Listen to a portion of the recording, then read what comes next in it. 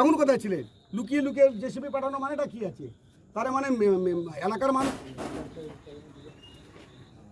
সব জায়গায় বোর্ড মারা হয়েছে, এই কথাটা রেকর্ড করো। বলছে সব জায়গায় এরকম বোর্ড মারা আছে।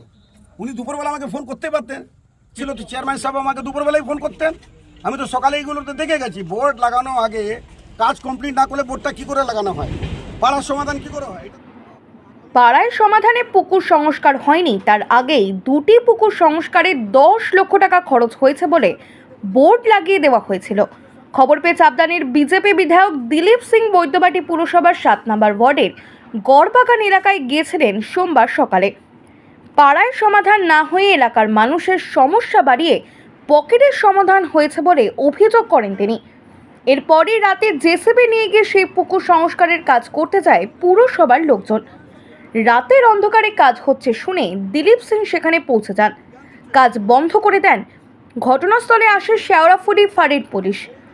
বিজেপি বিধায়কের অভিযোগ, সকালে বিভিন্ন জায়গায় অভিযোগ জানিয়েছেন তিনি, আর তাই রাতের অন্ধকারে জেসিবি দিয়ে কাজ করে তাকে ওই এলাকার মানুষদের ভুল প্রমাণ করার চেষ্টা করা হচ্ছিল, তাই তিনি কাজ আটকে দিয়েছেন। পুরসভার সঙ্গে আলোচনা হবে, তারপর কাজ হবে। মানুষ জানো কেন এতদিন কাজ হয়নি, কেন বোর্ড লাগিয়ে দেওয়া হয়েছিল।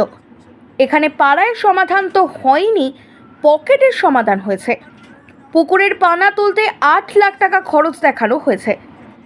ওই ওয়ার্ডের কংগ্রেস কাউন্সিলর জানান, বিধায়ক বিষয়টি নজরে এনেছেন, তাই কাজ শুরু হয়েছিল, না হলে ভোটের জন্য কাজ বন্ধ ছিল। কোনো রকম দুর্নীতি হোক তা চাই না। কাজটা বন্ধ করে দিলেন কেন? কাজটা কি করে হবে? আজকে তো আমি ডিএম কাছে তো এসডিএম কাছে তো পুরো চিঠি দিয়েছি। এটা কাজটা যদি করার ছিল তো চেয়ারম্যান সাহেব আমাকে দুপুরবেলায় ফোন করতেন।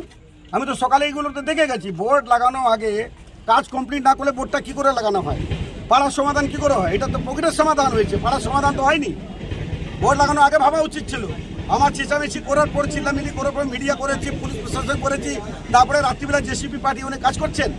আমাকে ফোন করে দিতে পারতেন, কী অসুবিধা ছিল? 2 দিন পরে হতো। সবাইকে তো মিলেমিশে কাজ করতে হবে। আমি তো কাজ করতে রাজি আছি। এমন তো না যে পৌরসভার সাথে আমি সাথ দেবো না। জনগণের স্বার্থের জন্য যদি পৌরসভা 14 বার যেতে হয় আমি যাব, চেয়ারম্যান কাছে যদি 1000 বার যেতে হয় আমি যাব, জনগণের জন্যে। কিন্তু এইরকম যে দুর্নীতি আছে সেটা কিন্তু আমি ছাড়বো না, পরিষ্কার কথা। সকালবেলা আপনি ঘুরে গেলেন, আমি ঘুরে গেলাম, মিডিয়া ডেকেছি, মিডিয়া হয়েছে, বাইট হয়েছে, প্রশাসনকে ডেকেছি, এসডিএম, ডিএম, সিএম অব্দি চিঠি দিয়েছি। এবার ওনার সাথে বসা হবে, উনি জবাবটা দিন। এভাবে কেন হয়েছে? ওনার একটা লোক এখানে কে আছে, কে কি নাম বলছে, সে বলছে কি এরকম সব জায়গায় বোর্ড মার, মানে সব জায়গায় দুর্নীতি হয়েছে নাকি? ওনারই লোক বলে দিচ্ছে সব জায়গায় এরকম বোর্ড মারা আছে। তাহলে চিন্তা করুন, পৌরসভারই লোক বলছে। চেয়ারম্যানের সাথে কোনো কথা হয়েছিল আপনার? না, আমার কথা হয়নি। আমি তো বললাম উনি একজন কে উনি বলছেন প্রদীপ, আমি চেয়ারম্যান কথা বলবেন। আমাকে বলুন আমার ফোনে কথা বলবেন, আমি কথা বলবো। মানে বলুন ফোন করতে, কথা বলবো, নিশ্চয়ই বলবো। 10 মিনিট 15 মিনিট পরে ফোন করবেন, আমি কথা বলবো। না হলে নাম্বার দেবেন, আমি ফোন করে কথা বলবো। না কথা বলার কি আছে? উনি একটা সরকারি চেয়ারে বসে আছেন, আমি একটা জনগণের প্রতিনিধি আছি, নিশ্চয়ই কথা বলবো। কি চাইছেন আপনি? কি চাইছেন? আমি চাইছি এটা কালকে মিটিংটা হোক, কাল বা পরশুদিন মিটিং হোক, তারপরে কাজটা করুক, জনগণ জানুক। কারণ এইখানে কি হবে, প্রশাসন মিথ্যে হয়ে যাবে, আমার মিডিয়া ভাইরা মিথ্যে হয়ে যাবে, এলাকার মানুষ মিথ্যে হয়ে যাবে। আমি যে বলে গেলাম ছবি টবি তুলে নিয়ে আমরা মিথ্যে হয়ে যাব।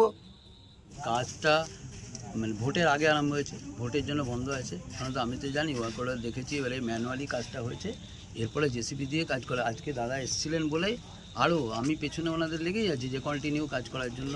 কিন্তু প্রবলেমটা হচ্ছে কি, মেন রাস্তায় তো রাত্রে ছাড়া উপায় নেই। হ্যাঁ, এটা ঠিক যে উনি নজরে এনেছেন বলে একটু তাড়াতাড়ি কাজটা হচ্ছিল।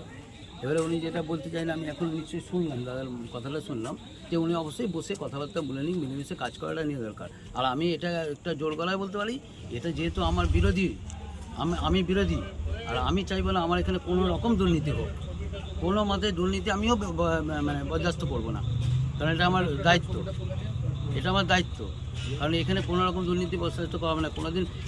উনি যেমন বললেন যে আমাকেও কেউ আঙুল তুলে বলতে পারবে না যে আমি 58 পয়সা খেয়েছি, সুতরাং আমি আমার কাজটা বুঝে নেব।